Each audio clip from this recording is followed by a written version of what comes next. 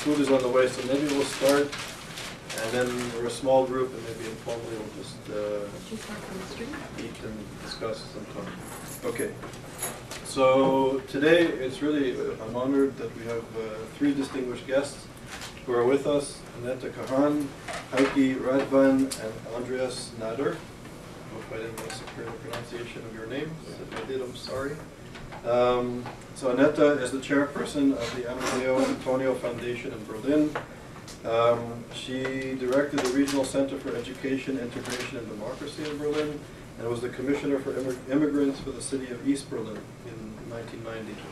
She was the Moses Mendelssohn. She won the Moses Mendelssohn Prize for the promotion of tolerance from the state of Berlin, and the Theodore Heuss Foundation Foundation Prize for Initiatives in Civil Society. And she's the author of numerous articles and books, including I See Something That You Don't See, My German Stories, which is an autobiographical publication. And she's written widely in the Jerusalem Post, the Frankfurt Jewish News, and the Berlin Zeitung. Okay. And I've met Anetta in YIISA's work in Berlin and Germany, and I'm happy that you're finally here. And you'll hear that she and her colleagues are doing very important work and research. Heike Radvan is the Director of Programs, Strategies Against Antisemitism, and Gender in the Prevention of Neo-Nazism for the Amadeu Antonio Foundation in Berlin. She coordinated the exhibit on anti-Semitism in East Germany, and still coordinates this traveling exhibit, which made, I know, a big impact in Germany and beyond. I read about it in various places. And she also taught at the Free University in Berlin and the Alice Solomon University of Applied Sciences. And she has a PhD from the Free University of Berlin in Education and Psychology. Andreas Nader is the director of the program on Cultures of the Holocaust Remembrance for the Amadeus Foundation in Berlin. He's taught at Humboldt University and the University of Rochester in Binghamton in the United States.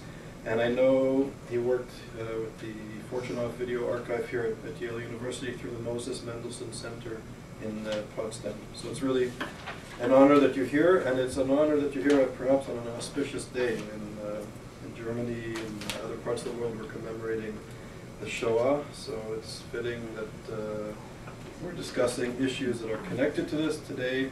The title of the discussion will be Neo-Nazis and Anti-Semitism in East and West Germany, 20 years after reunification. So welcome, and thank you for being here.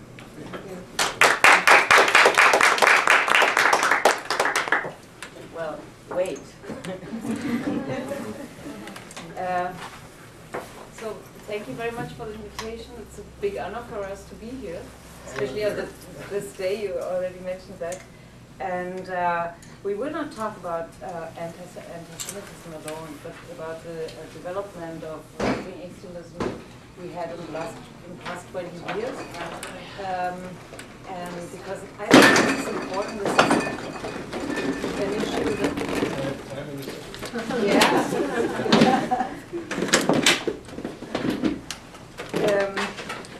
So I will make a short introduction. No, I'm going to, if you agree, maybe we take 5 minutes and we'll just set the food. And then we can address interruptions. So I just wanted to be here. That's what I wanted to say. And I wanted to mention that Heike and me, we are from East Germany, because our issue today is neo-Nazis and anti-Semitism 20 years after the war came down. And Heike and me, we are from East Germany. I tell you that because our English is a little bit... So that's the reason why. Andres, who's also a staff member, he's from Argentina, but his English is excellent because he worked in Rochester, and so he will help us out if there's any problem. So, and I will try to give you an introduction to our issues, and then we can start. You can ask anything you want. There's some people here I already know, like Ulrike. And so this is a very small family in Germany who is dealing with the problem of anti-Semitism. That's okay. So the last days we tried to explain what we are doing in Germany with the neo-Nazis and anti-Semitism, and we also wanted to ask people if they have interest in showing our exhibition on anti-Semitism in the GDR in East Germany before the war came down. And this was well, people were not sure if they liked this or not here in the United States, because they said, well, the GDR, this is far away in times and locations, so probably it's not that interesting. Or if you want to talk about neo-Nazis today, this damages our efforts to give a better picture from Germany today, because now, 20 years after Reunification, Germany is a democratic and well-settled state in the middle of Europe, in a good part of Israel. So we are doing everything to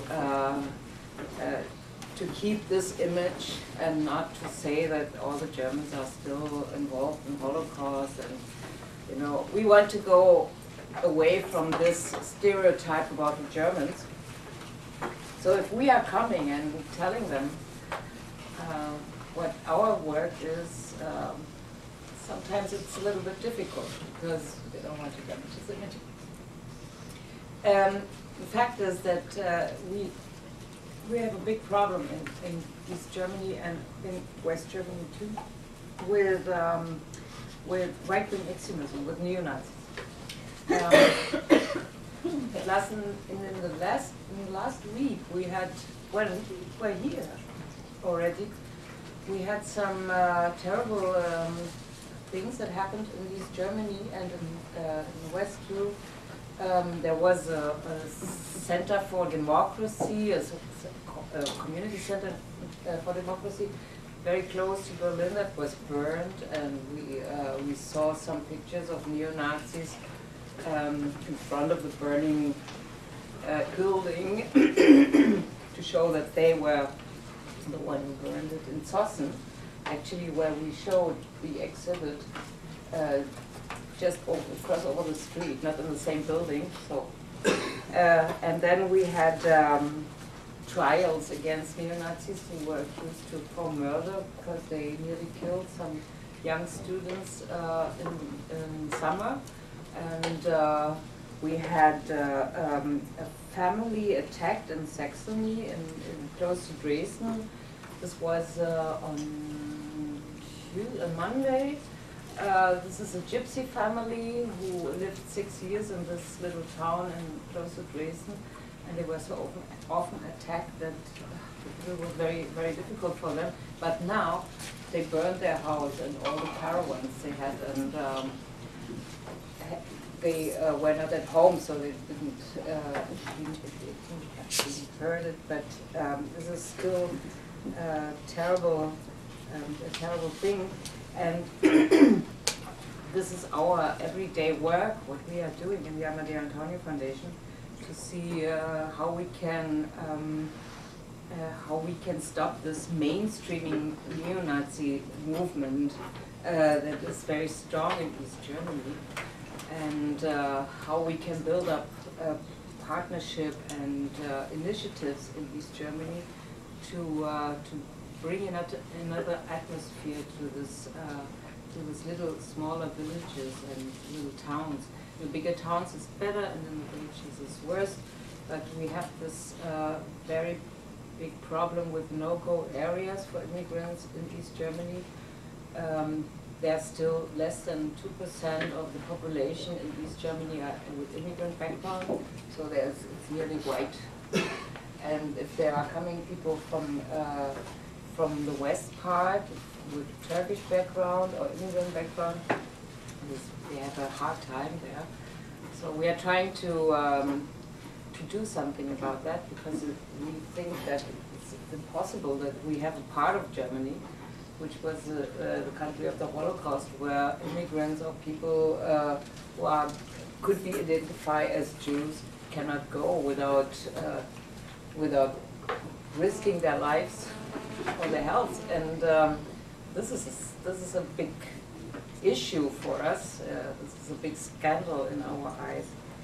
And that's why we are very much focused on the work in East Germany. But now we see that the right-wing extremist movement is also moving to the West after all this experience they had in the East. But to explain what the difference is between the right-wing extremist movement in East and West, and what the specialty of Germany is, I have to make a step to Europe, a little step to see what is happening in Europe. In Europe, we have mainly these Western European countries with a very old-fashioned right-wing extremist, populist, anti-immigrant, and sometimes also anti-Semitic movements there and parties. They are very conservative. They want to conserve what they have, but they want to exclude some groups. They want to exclude immigrants and Jews, and so they are exclusive, but they are conservative. So this is the main character of all these movements, like Le Pen in France, and in the Netherlands, or in Denmark, or even in Spain, and now in Italy. We have all this.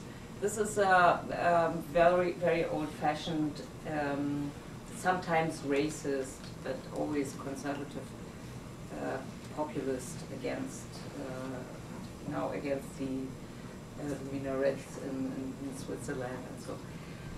In Eastern Europe, the situation is completely different.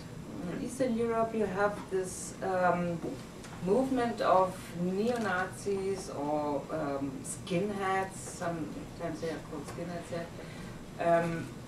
They are very violent. They are very radical, and they are not conservative. They are revolutionary. They are trying to change the society. They really want another society. What they want is National Socialism. They really mean it. So the impact is completely different. It's very strong. That you can see it if you see. You have all these right-wing extremist groups in Russia, in Ukraine, in Czech Republic, in Slovakia. Hungary is a little bit different, because Hungary has partly another tradition. But you find this national revolutionary or this national Bolshevist, I call it so, national Bolshevist movement, you find it in nearly all the Eastern European countries. In Hungary you have this old tradition of the Ustasha fascists that are also who have been very conservative too. But the new right wing from Eastern Europe is not conservative, and it's not bourgeois. It is very proletarian, and it is very close to the ideology of socialism in another way, but that's it. So I've been there in several countries, and I've seen it, and it's very, very similar to what is happening in East Germany, because the East German society is also a post-communist society, and people there, especially the young people, are not, for them, capitalism and democracy is something they don't want to conserve because they've never had it. So now they're coming in a situation where they have to struggle for life and have to change their point of view. And they didn't like the socialism in this Bolshevik way we had it, but they like socialism as a, as a form of society where everybody is equal, and where social problems now exist, and what is based very much on the national identity. The internationalist idea in the socialist countries was just a trick. In the real life, it was always very nationalistic. So this is coming in a very interesting way together now. So we have in East Germany this nationalist and revolutionary and neo-Nazi movement. And in Western Europe you have this conservative, racist, populistic thing. And in Germany now, in West, you have this one tradition, in East you have this other tradition. And now this is coming together, and they're trying really very hardly and with success to bring those two streams together. What is very difficult and causes a lot of conflicts in the middle of the right-wing extremist movement. So there are big fights and there are big struggles and so, but they are still together, and that they are still a common movement, and they are still have the power to come in some of the parliaments of the states of Germany. This is amazing. So I think that the right-wing extremist movement had much better results in the reunification than most of the parts of the society between East and West. So if you see some of the parties, of the political parties, they have so big problems to come together with the mentalities of East and West, but the neo-Nazis have it. They got it. So they have this NPD, the National Democratic Party, which is the head of over the movement on the party level. And then you have different cultural expressions of neo-Nazism in the youth culture, or in everyday life, or so they're coming into everything that is in the everyday life. Hopefully Heike will tell us a little bit more, if you are interested, about how it is feeling, because she's specialized in gender and neo-Nazis.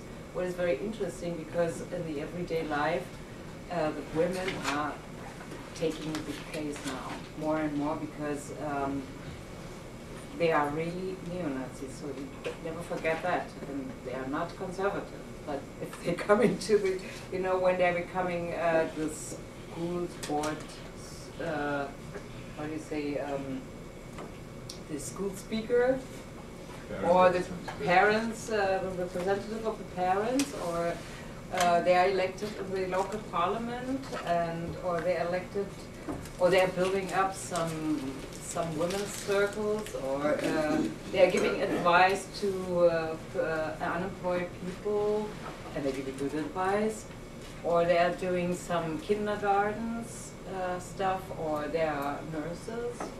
So this is becoming like very scary, because you don't feel it at the first moment, but they're coming very close to the family life. And most of the people in East Germany have certain difficulties with the democracy. So more than the half of the population is not don't think that democracy is a better form of governing. So they are very open to this kind of very popular things these people are telling and doing, and that's why it is so dangerous. The young people, they have some organizations called in German Kameradschaften. These are little groups. It's not gangs. It's not it's something else than gangs, because they're very, very well organized. They're very good. They have a very modern style of leadership. They don't have a, they have a collective leadership. They are not. They are hierarchical, but not that way everybody thinks. They are not really looking for a Führer. So they have a broad base of people who are able and willing to do things. And we have hundreds of Kameradschaften in Germany, East and West, this is an elite circle of neo-Nazis who are organizing and strategizing the work of the neo-Nazi groups in the region. So they're very located, and they know very well their neighborhoods and their cities and their villages. They are the sons and daughters of people who are living there. So it is becoming very hard for the authorities to do something about it, because they are the kids, you know, they are the family. And in some points, especially in East Germany, they are much closer to where the heart is beating than any immigrant that is killed. We had nearly 150 people killed by neo-Nazis since the war came down. And the first one was Amadeu, who is, you know, the one who we were named after. Amadeu was a worker. He was a worker in East Germany, and in November in 1990, he was attacked in a little town close to Berlin, and he was beaten up and died some weeks later. And he was the first one. And since then, we had a lot of cases like his. So in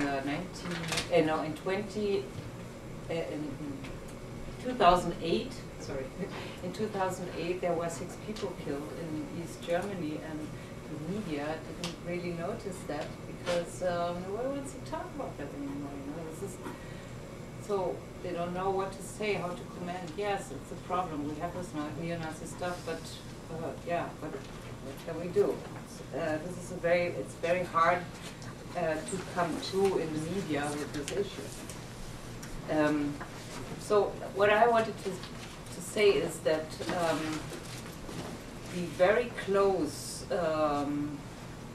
connection to the community life, to the local everyday life, and very close attitude to everything what is an issue today. It's globalization, it's social security, it's unemployment, it's health, it's immigrants, but not that, you know, immigrant issue and Jewish issue is not the first thing they are putting in front of these neo-Nazis, but they are dealing with all the other questions, environment, very important.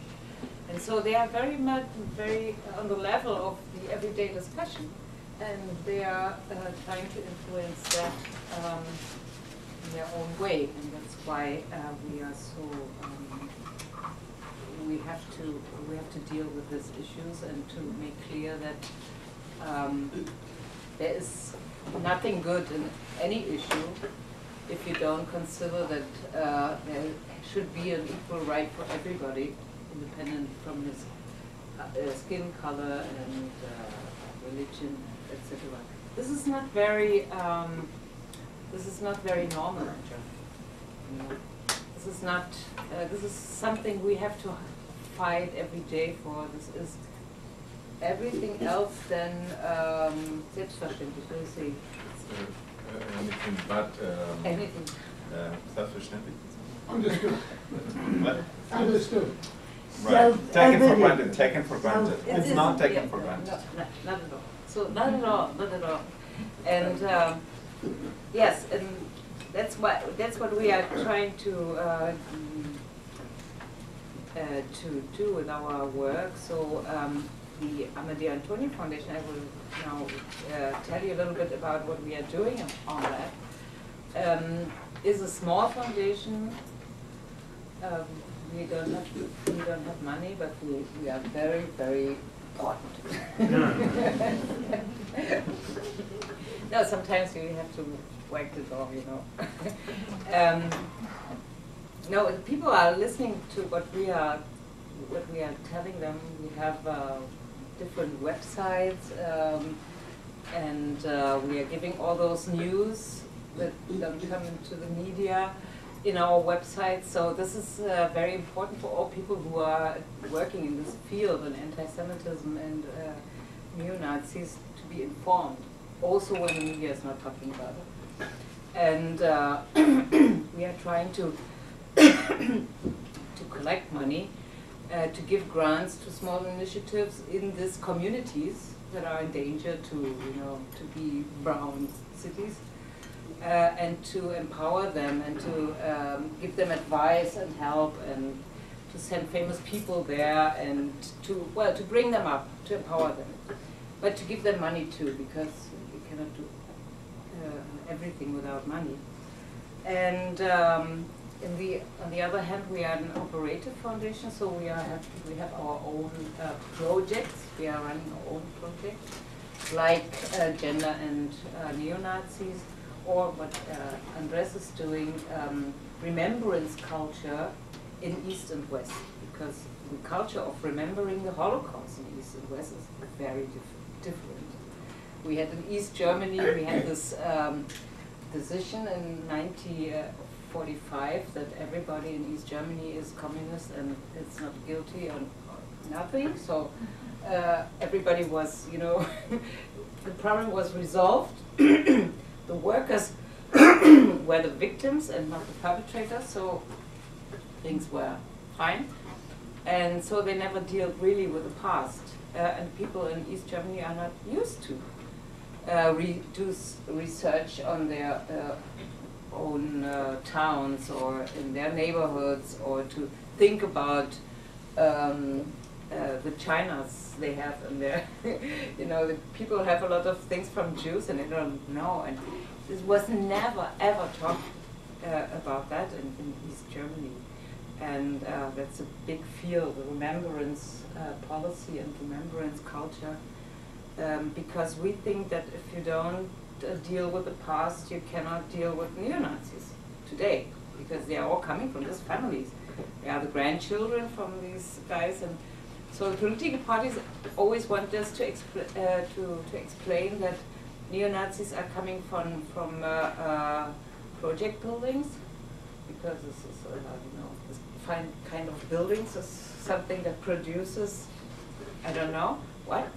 And on the other hand, it's unemployment. And it's unemployment in project buildings, and then this combination makes neo-Nazis. And we say, well, this is not the point. We have enough research done on that, and we have to build up a democratic culture in everyday life, and that's what we are doing. And so we are trying to build up, for instance, a community foundation, what is a very normal thing in the United States. In Germany, it is also a normal thing now, by the way, but it's not normal that they are focused on democracy. So it can be completely possible to build up a community foundation in Saxony. It didn't happen yet, but in Saxony, where there are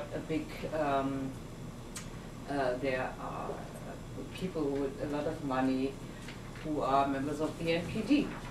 So because they don't have any criteria of democratic issues in their community foundation. So this can be a brown community foundation. And so we are trying to work with all the community foundations that are existing in East Germany, and also in some of the west part, to make sure that minorities are respected and that it's integrative and not exclusive, and so and all this very so-called normal things, but is not normal.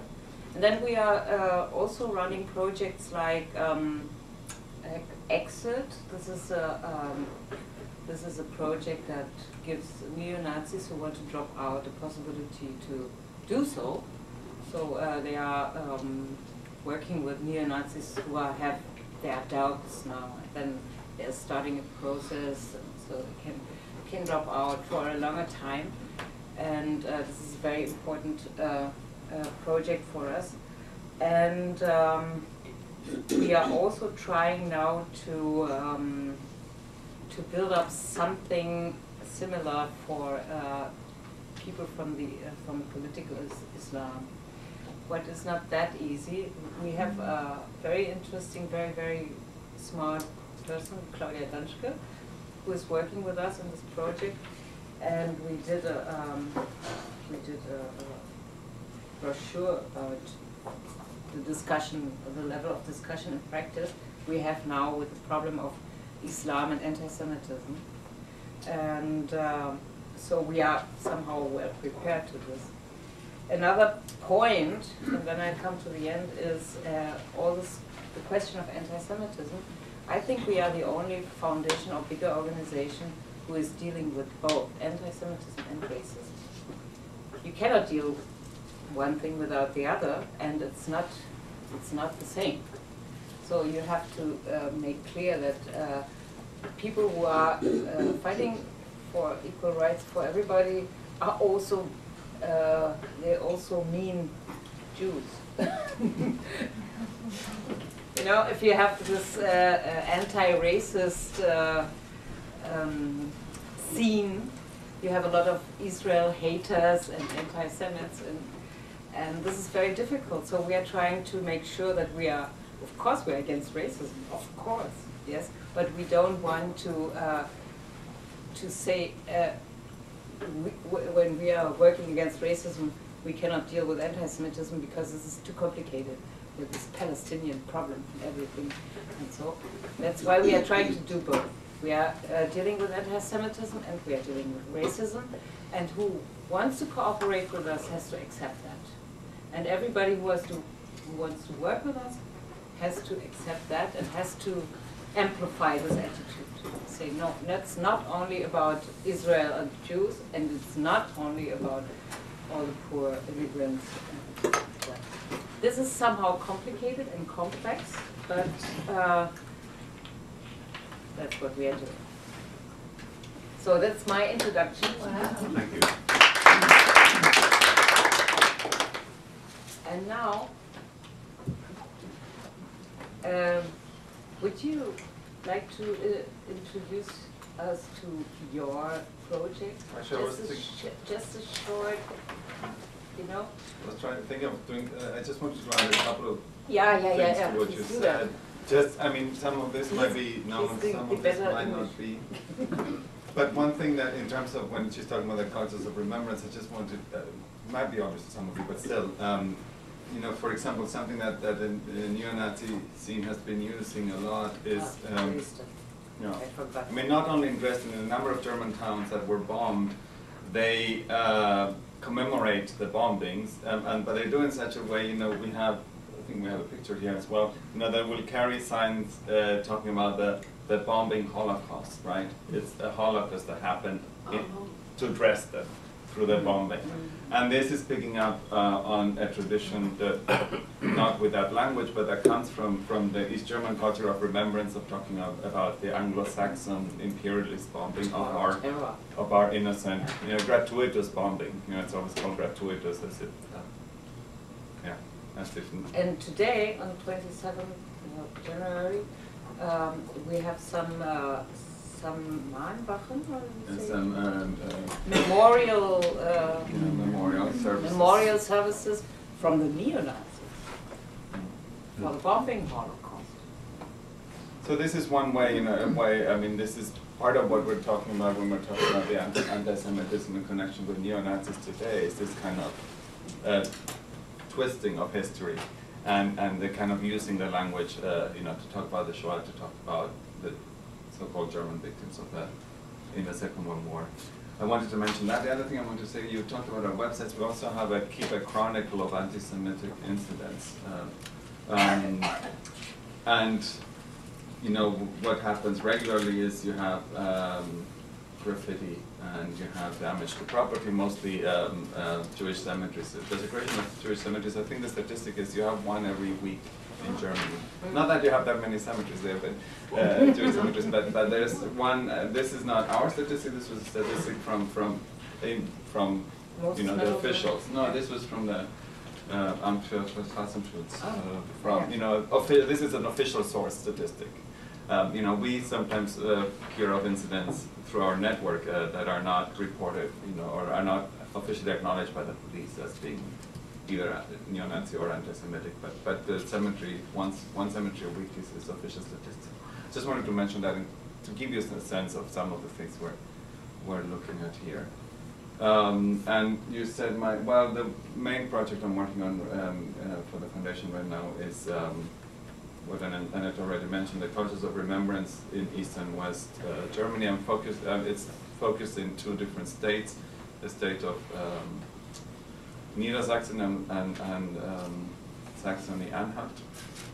And so Niedersachsen is Lower Saxony, right? Lower. Yeah. And so it's and it encourages people to learn about the local history of National Socialism and the Holocaust, but also focuses on the local history of remembrance, how the towns have or haven't commemorated, marked where there used to be a synagogue, or now you might be familiar with, well, some of you might, some of you might not be, with this whole project in Germany that's been on for about almost 10 years now, with the Stolpersteine, which these are brass plaques that are installed on the sidewalk to mark where a person lived who was deported by the Nazis, and this this is a kind of a way of marking everyday space with the memory of that time. So it's been that kind of project we've been working on, and it's been to generalize, it's been clear that in terms of in the West we've been dealing much more with what we could call the history of remembrance. And in the East, we've been doing much more primary research about what happened here then. Right, that's been quite clear in terms of the just the general logistics of the project. Right, I think I can talk later in the discussion. Heike. Maybe I have to apologize for my English because I probably have to ask a few words. Yes. Work out. But I mean, the question is what mostly you are interested in, because I could talk some about this exhibition about anti-Semitism in GDR. We did open it 2.5 years ago in East Berlin, and there was quite a big media discussion about it, because there wasn't any discussion about that there was anti-Semitism in former GDR times. So we had quite a big discussion. People were discussing whether it's allowed to say there was anti-Semitism in GDR. And so that was quite a big discussion, and we are, this exhibition goes to a different town every month, so we reopen it every month in Eastern or Western Germany, and there's still discussion going on when we go there and open it up. So I could tell you something about this, or tell you something about the topics within the exhibition, or the other. I mean, I could as well tell you something about this, what Anetta already mentioned. There are neo-Nazi families. Like in the beginning of the 1990s, we got, as well the expression of scientific was that neo-Nazis are a problem of young male. I mean, it wasn't at those days as well, but nowadays we got this problem that those people, those men, have married. We got different regions where we got many neo-Nazi families. So we got children who are going to the kindergarten, who go into primary school, and we got these pedagogues, educators who come to us and say, well, we got this family with these kids, and these kids are raised in a racist family, and we got those parents who voluntarily work at our kindergarten and come to the kindergarten and say, well, we are living in Germany here, we don't have to have those pictures with black kids on the wall, just take it off. And so that's where it starts, and we got women within the right-wing extremist party who go to parliament, local parliament, and people are not aware of their opinion, of their ideology. And so this is a problem. We try to train educators as well as members of democratic parties to deal with the problem. So yeah, this might be both. As I could talk a bit about it. Maybe I should say what you are interested in. Just You betcha. So thanks. So we can open up to questions. Yeah. Okay. So Professor Randa said I have a couple of questions. No, go ahead. I defer to you. I'd like to get a little more of a feeling of the relative size of these movements and the time element. I assume that one of the reasons that there's disappointment is democracy in the East in particular, with a high unemployment rate and so on, is part of the problem relative to Western, which is doing better, not well, but much better. And in fact, how many of these people work through the system supporting the left party, which is a successor to the Communist Party, and how many are going outside channels. The relative size of this, I'm sure there are incidents, and you can count them, but is this mounting? How big is it? What percentage of the population is participating?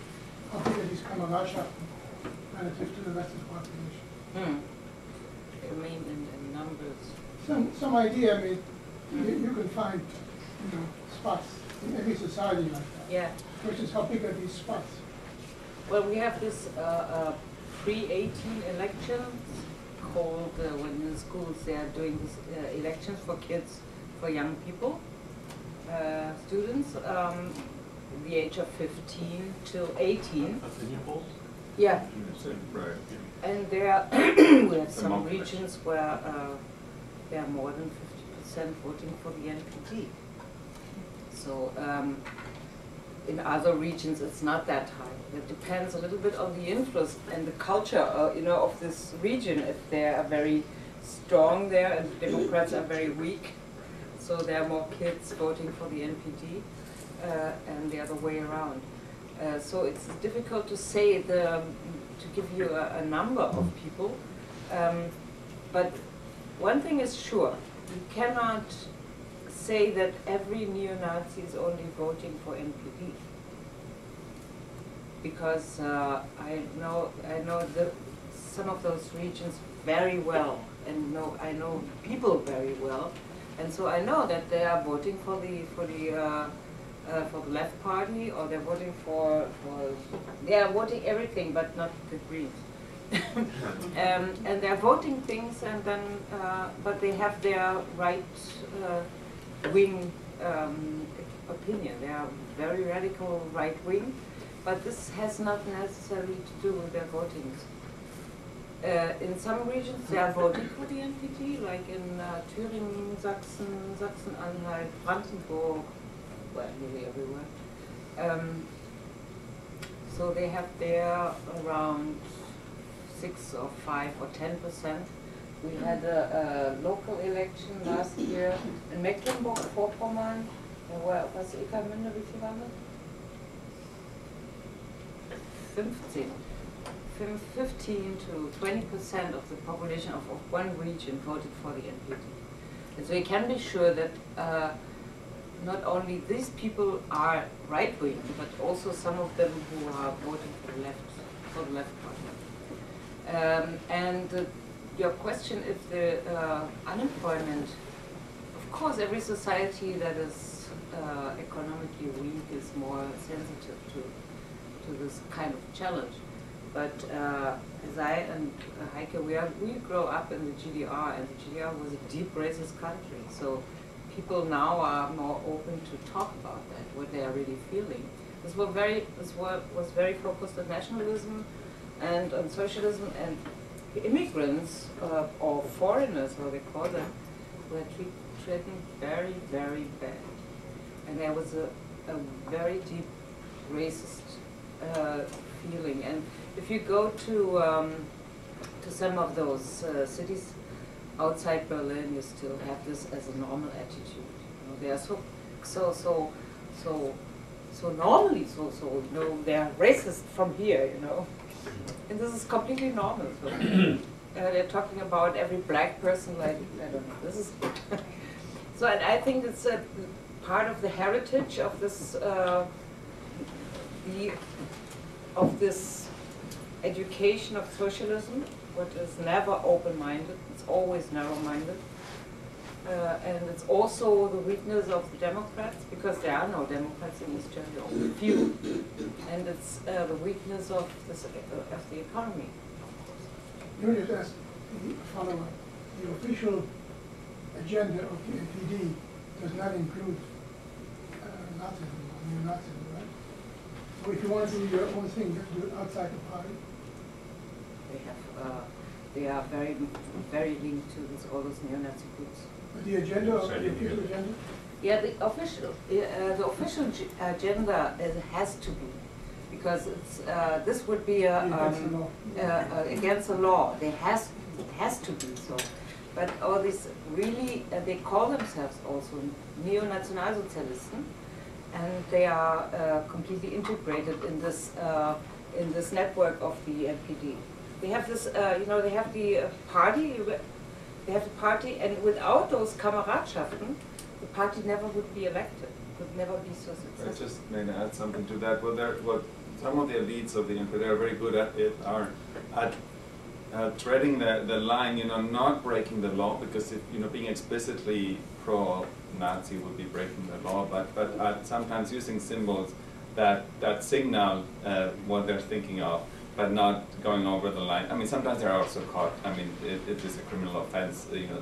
They're committing felonies occasionally with symbols of the Nazi party of the NSDAP, right, of the old Nazi party. Sometimes they're caught with that too. So they're always treading this line. And there are a lot of candidates from the NPD that are recruited from these neo-national socialist movements. So now we have some of the elected people who had the criminal past. They were accused as neo-Nazis.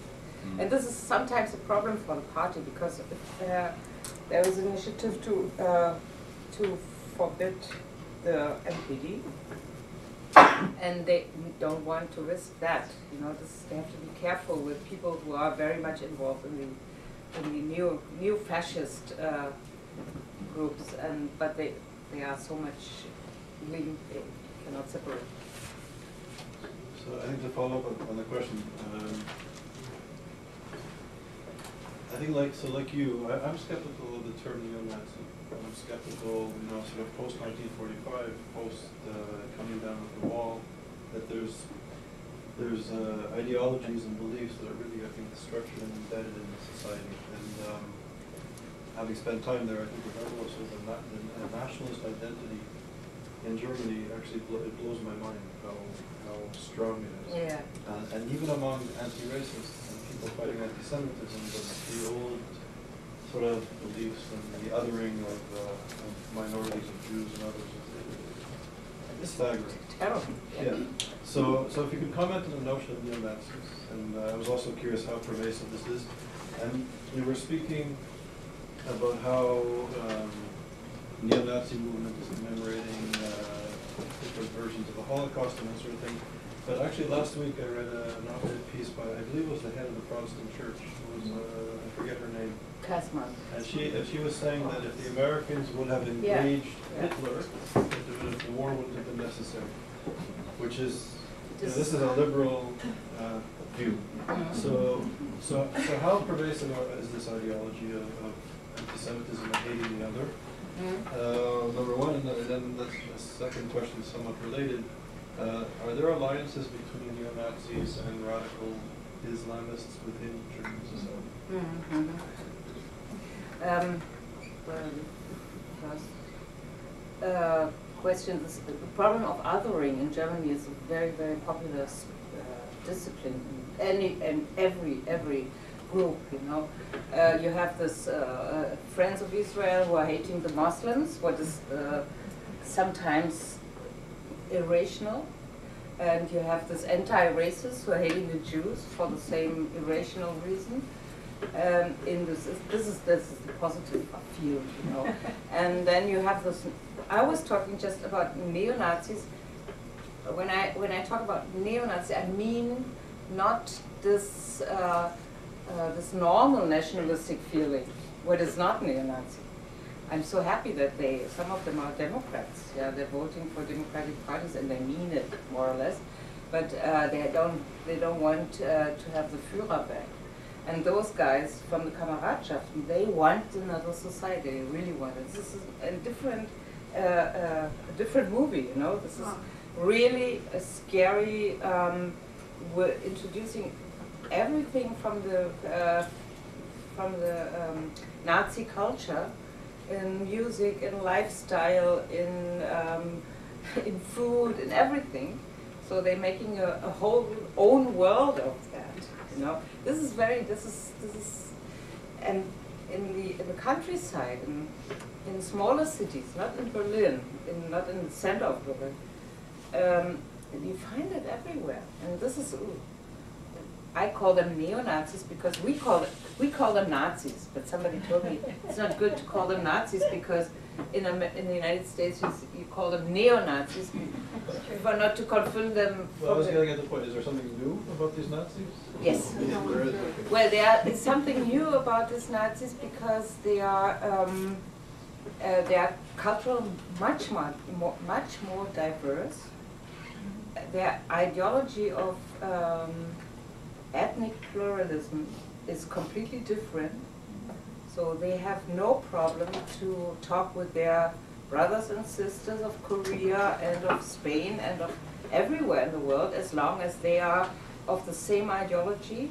They respect that there are different ethnic groups. The Nazis did that. Yes, They did it with Arabs, they did it with Muslims. Yeah.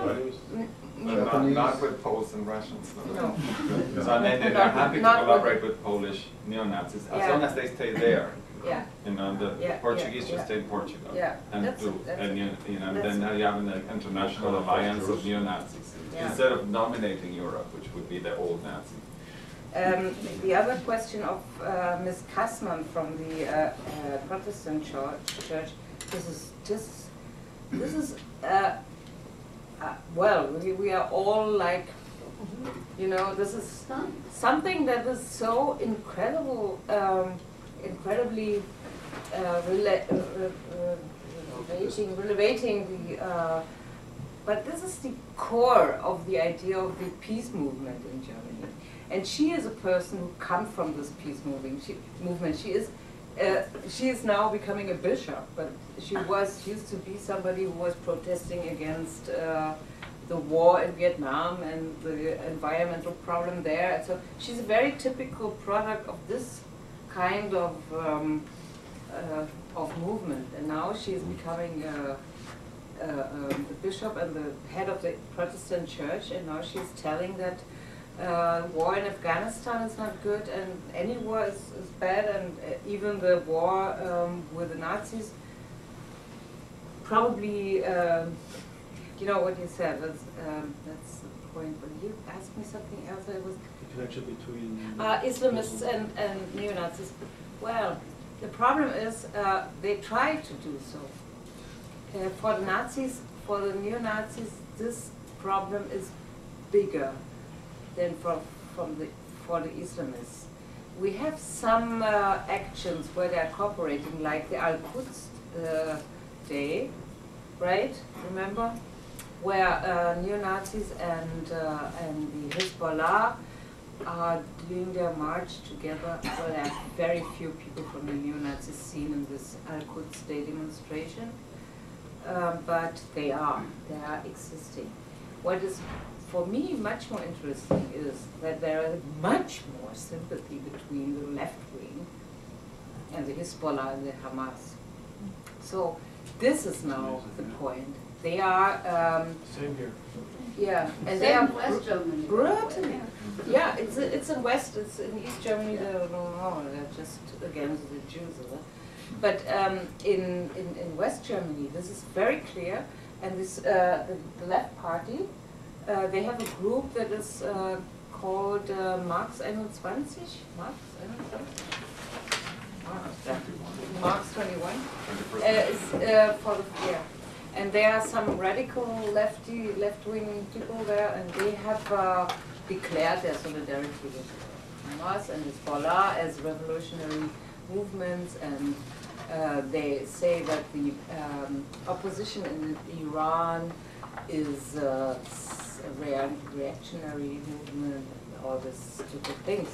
So this is But you find it in all society, it's not only a phenomenon. Yeah. So, a question here, and then Ursula, and then you, Professor Katz. I would be interested in the work you're doing about the people who exit these organizations. If you have a sense, I mean, probably not exactly relative numbers, but absolute numbers of people who exit, and what is it that prompts them to exit? I mean, what actually works? Is it external reasons, or do they have difficulties within the movement? Mm-hmm. This is it's easier. Well, we have every year about 50 people who are dropping out, exit. Some years more, some years less, but this is the number. And the reason, they are mostly high-level Nazis. This is not just any Nazi from the street, you know, a gang Nazi. And they have reasons. There are conflicts with the comrades. There are conflicts with the girlfriends. Sometimes there are some incidents like somebody is taking them in serious. Somebody is from the Holocaust victim, a survivor, for instance. And if there is somebody who hold on, you know, and not to say you're a Nazi, this can happen. This could be a moment of starting to think. We are working with about 10 or 12 former neo-Nazis who are going to schools and who are telling their story, and they are describing exactly how it works. It's just, you know, they have a very fixed ideological picture of the world. And so if it doesn't fit anymore, in one thing, it doesn't fit in anything. So the whole frame is not working anymore. So sometimes it's just a little, and then they are falling out of the frame, you know. This is a period of a long-term work. So you have to work 1 or 2 years with those people till they are really through. You know. So we had some 300. I wanted to throw in some historical perspective. I was born in 1938 in Cologne, West Germany, and I have distinct memories of growing up in post-war Germany. Every single one of my teachers was a Nazi. 1/3 of Adenauer's cabinet were convicted Nazi criminals. And the entire judicial system, education system, the Byzantine civil service was completely and totally Nazi. As a matter of fact, my father, who had never joined the party and was anti-Hitler, suffered more, actually, after 45. Because they were making, I mean, the people who got ahead and were promoted were still the Nazis, because they all supported each other. Kameradschaften were everywhere. And when I started to work in '58, it was for the first time that I met people who praised the benefits of the Nazi regime. And I was shocked. So I also want to remind on the demonstration in Duisburg, I think it was, last year, in favor of Hezbollah and Hamas, in which very many West Germans participated and had placards that said "Kill the Jews" or "More crematoria" or stuff like this. And when the German police illegally, without a warrant, entered an apartment where 2 Israeli flags were displayed, they broke in and actually wanted to charge these 2 students with breaking the peace. And also, I don't know whether it was 10 or 15 years ago, that a Turkish family or a whole group of Turks were burned in their houses and several people were killed. That was in West Germany. The reason things didn't come to this real extreme point in East Germany, as you described now, which is truly shocking, is that West Germany after 45 felt very restricted because it was. Please ask the question. You don't understand. Oh.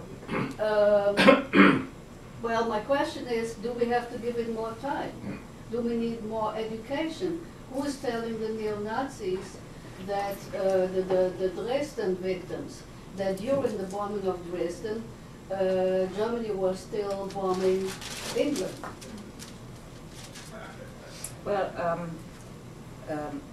I think that West Germany this chapter is still running. You know, they are still involved with this Nazi past. What I wanted to say is that the coverage, say of the Kameradschaften in East Germany is complete. All this country, there's no part of this country, only in Berlin, in the middle of Berlin, is there are no Kameradschaften. In West Germany, it's different. So this new movement of very, very militant and very aggressive and very willing to kill neo-Nazis is much stronger than this. But you have this, of course, you have this heritage and you have this history and you have all these terrible things. We just wanted to make sure that East Germany is not always the forgotten country, the forgotten part that is overseen, because you know a lot of things about West Germany, but what do you know about East Germany? And we had all these terrible problems and all these people who were first in the Nazi administration and then in the GDR administration, just the same, it was just the same, but nobody talked about that, you know. And well, that's what we wanted to explain a little bit. What So appreciate it. So you did. So it sounds like you have an enormous applied experience working, and I'm interested in the psychological conceptualization out of your experience, because you made a distinction between racism and anti-Semitism, and you said people talk about it. So some people, for example, last week was here, and he said racism is like, or discrimination is something more rational, cold, and anti-Semitism is obsession. And before you said like some people hate Afro-America or hate like blacks from here, like it sounds like obsession. So if like out of your work, what like distinction you see? I mean, is it like the same phenomena that you say it's like only extermicity, or is it two different types that we need to treat it differently?